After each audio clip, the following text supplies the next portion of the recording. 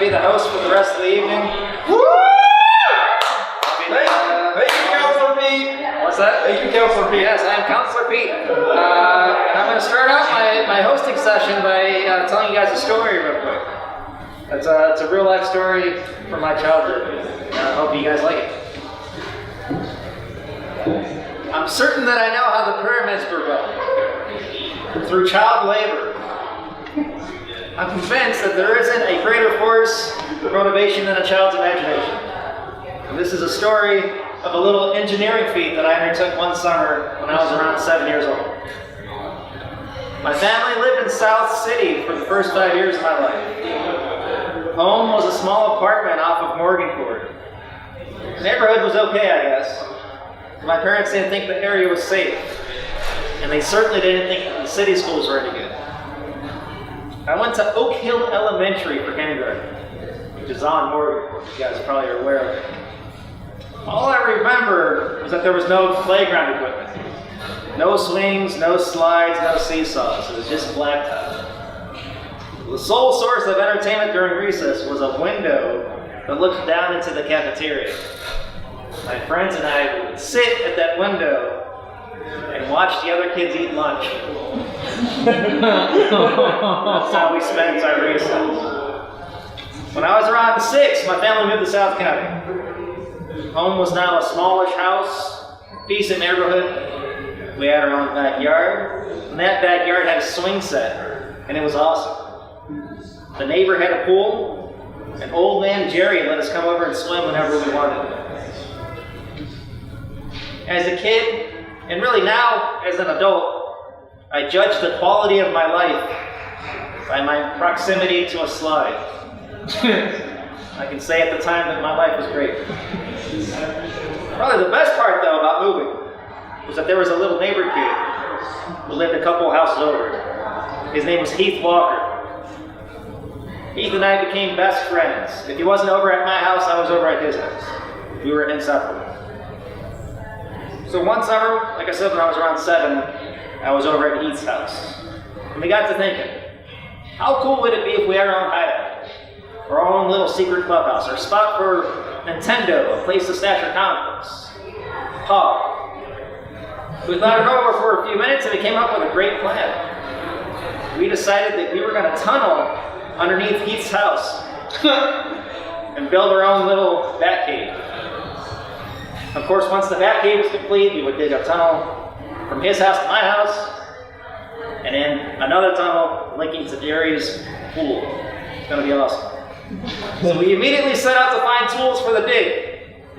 And for 7-year-olds, tools were any rock that had a sharp edge to it. So we found several rocks, and we made ourselves a little stockpile. And we picked a spot for the entrance, right on the side of Heath's house, behind a bush. Because, you know, it was a secret hideout, so we needed a secret entrance. And we started digging, right there against the foundation of the house. 2 7-year-olds moving earth with super primitive tools. I'd say the first foot went pretty easily. The topsoil was easy to scrape away. But after a while, the ground got hard. I don't know if we hit clay or what, but the digging slowed to a crawl. It's about this time that Heath bailed on the project. Guess he was old enough or smart enough to realize that what we were attempting to do just wasn't realistic. I thought he was just lazy. He went inside, but I kept digging. And I dug for the rest of the afternoon. The next morning, I had my alarm set pretty early. I had a hearty bowl of cereal, grabbed my tools, and went back to work. And I put in a full day's shift that second day. I went home for lunch covered in dirt and sweat. My mom really didn't care. This was the 80s, and neglect was preferred parenting style back then. So I kept up this routine for a good 4 or 5 days. I'd wake up early, I'd grab my tools, and I'd head to the job site. And soon this wasn't just a hole in the ground, I was making serious progress. Eventually I had a canary in a cage down there with me, a little helmet with a light on it. Serious business. On the 5th day or so, it's early in the morning, and I've started my day's good. When Mr. Walker, Heath's dad, is leaving the house to go to work.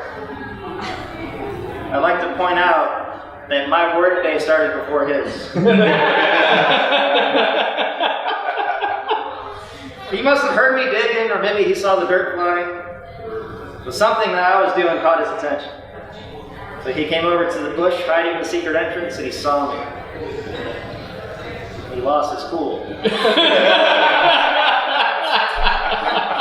yelled down at me, "Pete, what the hell are you doing?" I stared at him from the bottom of the tunnel. I couldn't really process his question, because I thought it was pretty obvious what I was doing. But eventually I said, "I'm tunneling underneath your house." And he looked confused. And he told me to go home. And I did. Next morning, my alarm clock rang early. I ate my breakfast, I got on my work clothes, and I grabbed my tools, and I walked past Old Man Jerry's house on the way to the job site. But when I got there, my heart sank. The hole had been filled in.